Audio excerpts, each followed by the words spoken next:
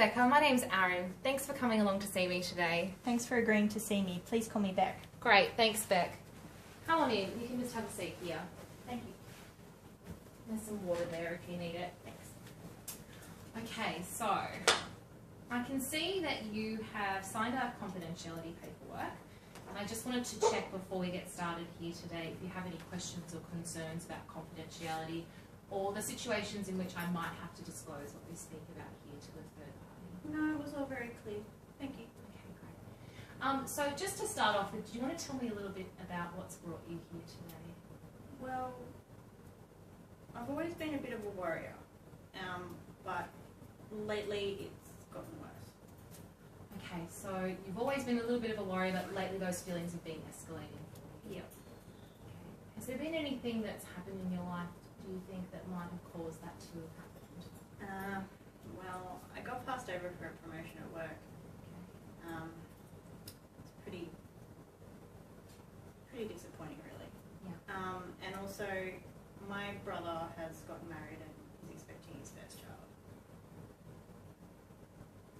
Okay, so I can understand that being passed over for a promotion can be a bit of a deflating experience. And on top of that, you're seeing really great things happening in your brother's life, and is that maybe bringing up some questions for you about what's happening in your life? Yeah, I just feel like I'm always comparing myself to other people, and it's just so I can't control it. And I feel like everybody else is rushing ahead with their lives and I'm stuck where I am, and it's making me feel more anxious and a bit resentful. Okay. I think that when you've been feeling anxious and worried about how things are progressing in your own life, and you see really good things happening in the lives of the people around you, that feelings of resentment are probably quite natural. And I think that having that level of insight into your own emotions is really helpful, because it aids you in being able to see what's causing the way that you're feeling at the moment. Yeah, that feels really good to get it off my chest. I mean, it's been bugging me for a while. It's funny though, because one of the things that my partner, Tim, he's really good at handling stuff like this. Like he's so supportive and he's caring and understanding. He's always there, and he's been worried about me lately. So it's just one of those things that prompted me to come and see you today. Okay, so it sounds like you've got a really supportive partner. What exactly did he say when he said that he was worried about you? Well, he's noticed me doing a few things lately that are not normal for me. I didn't notice it myself. Okay, like what? Well, working extra, staying at home alone, working on the computer, staying up at night quite late. I've said no to a few social things lately. Okay, so all things that he's noticed and that you hadn't really picked up on yourself. Yeah. Okay, so do you think maybe that maybe withdrawing a little bit, like wanting to spend more time on your own and not being so willing to socialise and spending that time doing work, that may have something to do with you being passed over for the promotion of work? A bit. I think it's more because it's made me doubt what I do for a living. It's made me think, it's made me question, if I didn't get that promotion, should I really be doing what I'm doing? What is it that you do for work? I'm an architect. Okay, great. Wow. I've got a bit of an amateur interest in architecture, so that's interesting. But it's obviously a very highly skilled job. And I'm sure, you know, a promotion at work would most likely be quite a competitive one. There were likely to be other people that were applying for that promotion too. But other than not receiving that promotion, have you gotten any sort of feedback from your boss or a client that leads you to believe that, you know, architecture is not the right sort of job for you, or that you're not good at it, or no? So really those feelings have just been brought up because of the fact that you didn't get that promotion. Yeah, it's made me question a lot. I definitely think that it's natural to feel quite deflated after that. Yeah. I think that feeling disappointed is a natural response in that sort of situation where you've been passed over for a promotion.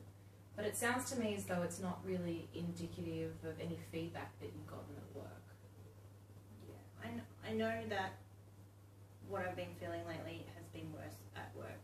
I'm far more anxious and stressed, and I find myself panicking at work, like heart racing, sweaty palms, just all out of sorts. So when you're at work, you're actually having physical sensations of anxiety. So you feel your heart racing, you can feel your palms are sweaty, and that's mostly happening at work. It's not something that happens at home.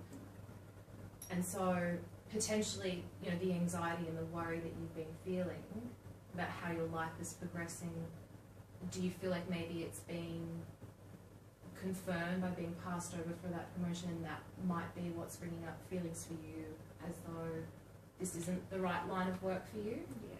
Okay, so that makes sense to you. Yep, definitely. I think the thing I'm finding most upsetting about all of this is the physical symptoms.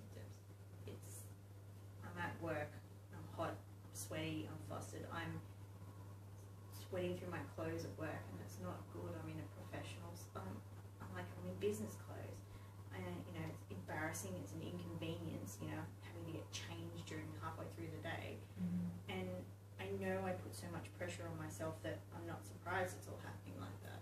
Mm. I can see when you're talking about those physical symptoms that you've actually tensed up a little bit, and I can appreciate that, particularly in a business context, that you would find those physical symptoms to be quite embarrassing, and they can catch you off guard. But I find it interesting that you understand that you place a lot of pressure on yourself, and that might be contributing to those feelings of anxiety that you've been having. And having insight into how thoughts affect emotions is going to be really helpful in terms of what we plan to do here today, and in terms of me being able to help you work through these feelings. And you've given me a lot of really good information today that's given me good insight into how you've been feeling. And I just want to do a brief summary of what we've covered so far. First of all, one of your main concerns is obviously those physical symptoms, and that, they lead you to feel embarrassed and unprofessional at work, but also that they seem to be manifesting because of anxiety and worry that you've been feeling that's been increasing recently, particularly because you were passed over for that promotion, and also because you can see that good things are happening in the lives of people around you, and you don't feel like you're making the same sort of progress in your life. And along with those anxious thoughts and those physical symptoms that you've been experiencing, and the things that you find embarrassing about those physical symptoms, I can understand how they would lead you to feel less confident at work. So there's a few things there that I think are perpetuating how you've been feeling. The physical symptoms and the anxiety and the worry and a little bit of resentment about the good things that are happening in other people's lives. Those things are creating a bit of a cycle for you, I think. So I just wanted to check with you if you think that was an accurate summary of what we've covered off here today, or if there was something that you thought that I missed, or maybe something that you feel might be more important for me to look at first when we're working through some of these things in sessions. Well, that's pretty much it in a nutshell, but definitely the physical thing. Okay, great. I'm glad that I was able to pinpoint that for you. There are a number of ways we can work through some of these feelings that you've been experiencing. The first thing that we tend to look at is your overall goals for these sessions. So I think one of the biggest things that's come out of today is looking at addressing the frequency with which you're experiencing those physical symptoms, and also looking at maybe building some skills in how you can help yourself to reduce those sort of worried and anxious thoughts. Okay, that sounds a lot less scary than I was expecting. Yeah, I mean, I can certainly appreciate that it's no small thing to come and speak to a stranger about some of the difficult feelings that you've been having. But certainly we can work together to help develop some skills and help you deal with those feelings that you've been having, and look at working through reducing some of those physical symptoms that you've been experiencing. So we do have another session booked for a fortnight, but what I'd like to do in the meantime, if it's okay with you, is just give you a small homework task to take away with you that's going to help give me some supplementary information to work with in our next session, just around those physical symptoms that you've been experiencing. What would you like me to do? It's fairly straightforward.